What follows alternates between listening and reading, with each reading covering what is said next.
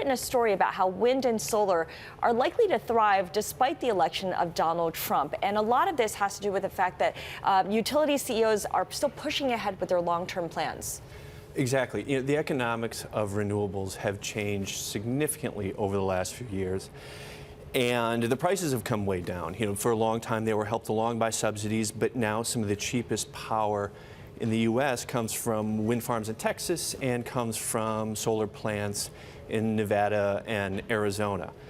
And so we've got companies like Duke Energy and NRG and Xcel that have committed to buying all sorts of clean power over the next decade, and Trump's election won't necessarily change the economics of that. In fact, you've got a graphic that shows the U.S. power plant costs. Now, this is what electricity producers would concern themselves with. Still, the cheapest is natural gas. So in the short term, at least, do we expect to see a Trump presidency putting the emphasis there? Coal is among the most expensive things to burn to get electricity. Certainly, and natural gas plays a tremendous role in all this, and it is the main reason that coal has been on the ropes the last several years. Fracking has made natural gas so much cheaper, and so that's really the gorilla in the room here. Now, renewables, though, have been, when I say renewables, I mean wind and solar in this context,